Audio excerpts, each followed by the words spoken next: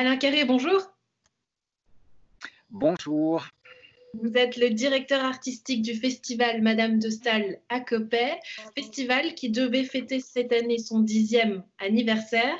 Est-ce qu'on aura l'occasion de souffler les bougies pour ce 10e ou est-ce qu'il faudra patienter un petit peu? Il faudra patienter un petit peu, je dirais comme tout le monde, avec courage et avec sérénité. Nous reportons d'un an, du 21 au 25 juin 2021, le 10e anniversaire. Quelque part, c'est incroyable puisque nous serons toujours aussi jeunes. Nous aurons gagné une année blanche, il est vrai. Pas pour tout le monde. J'en profite déjà pour remercier tout le personnel soignant, médecins, infirmières que nous connaissons et que nous ne connaissons pas et qui ont fait un travail extraordinaire. Et puis, nous espérons que notre public nous soutiendra encore plus l'année prochaine pour ce 10e anniversaire parce que tous les artistes souffrent. Mm. On le sait, hein, c'est une période qui est très difficile pour les artistes, mais on pense d'abord à la santé. C'est d'ailleurs vos premiers mots, ils vont pour le personnel soignant. J'imagine qu'en tant que directeur artistique d'un tel festival, c'est une décision qui est quand même difficile à prendre. Oui, elle est difficile et en même temps, c'est la raison qui l'emporte puisque nous accueillons entre 500 et 800 jeunes par an pour les folles journées Germaine de Staël. Ensuite, le public en soirée à raison de 400 personnes par soir. C'est tout à fait inadmissible et impossible de pouvoir le faire cette année. Et je crois que de toute manière, un public raisonnable est un public qui serait craintif et qui ne viendrait pas avec le même élan à nos soirées autour de Germaine de Staël. Donc, mieux vaut être sage pour tout le monde, pour les autres avant toute chose, et nous patienterons et nous essaierons d'être meilleurs encore l'année prochaine.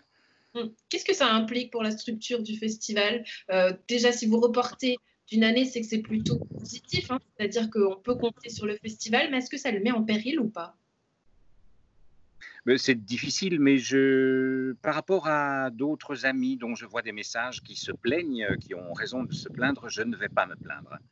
La chose est grave pour tout le monde et beaucoup plus grave pour les personnes qui en souffrent. Nous sommes en bonne santé, nous pouvons exercer notre art. Nous savons au départ, quand on exerce ce métier, ce n'est pas nouveau, il y a eu des épidémies dans le passé, il y a eu des guerres effroyables.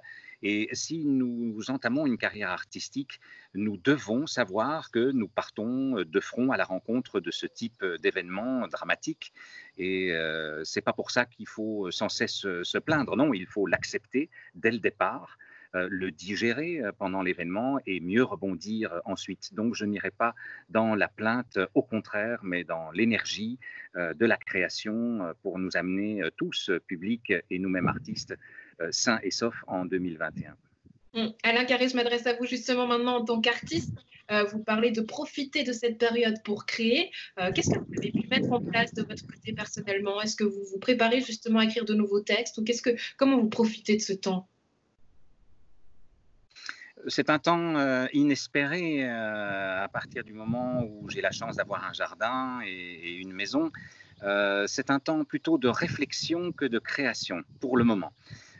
Si ça dure encore plus longtemps, bon, l'écriture est là, beaucoup de lectures, beaucoup d'écoute de musique, des appels entre artistes, mais je dirais que pour ma part, c'est plus un temps de réflexion que de création, attendu que je suis plus un artiste qui crée dans l'urgence qu'en vacances.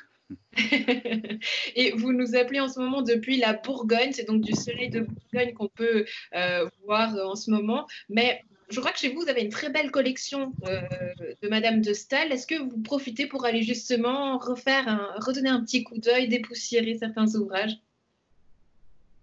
Oui, j'avais beaucoup travaillé sur l'édition déjà 2021, puisqu'on fêtera le bicentenaire du grand ennemi de Germaine de Staël, qui était Napoléon, mort en 1821.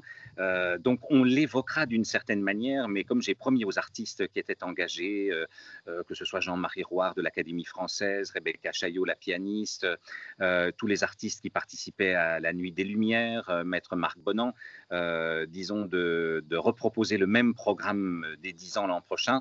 On fera un petit clin d'œil, bien sûr, à Napoléon. On ne pourra pas passer à côté. Mais voilà, ces recherches, pour le moment, je les postpose pour une édition future. Ce n'est pas du travail ni du temps perdu. Est-ce que vous comptez peut-être faire un clin d'œil à cette période, à ce temps de confinement? Sans doute, sans devenir trop lourd, parce que je crois que c'est déjà assez difficile à supporter, d'une certaine manière, et je crois qu'il ne faut pas trop appuyer sur les choses douloureuses dans notre société. On voit de plus en plus de gens qui réagissent par rapport à un retour à des vérités essentielles, à la nature, à vivre différemment. Je prends notre exemple tout simple aujourd'hui. Dans un temps habituel, j'aurais fait 5 heures de voiture, aller-retour pour venir vous voir, et c'est toujours un plaisir parce que vous avez soutenu dès le début notre festival. Aujourd'hui, nous pouvons nous parler par le moyen que nous utilisons, bien sûr qui est différent, mais nous avons économisé 5 heures de voiture, 5 heures de pollution, des déplacements, de risques, et là, nous n'avons que le risque de la technique qui est là à nos côtés et qui nous sert, et je pense que ça me fait beaucoup réfléchir. Mmh. Mais surtout le plaisir de partager un instant en commun. Merci beaucoup Alain Carré d'avoir partagé ce moment avec nous et on se réjouit donc de retrouver le festival l'année prochaine et peut-être même déjà d'autres événements durant l'année. Merci beaucoup Alain. Merci à vous, au revoir.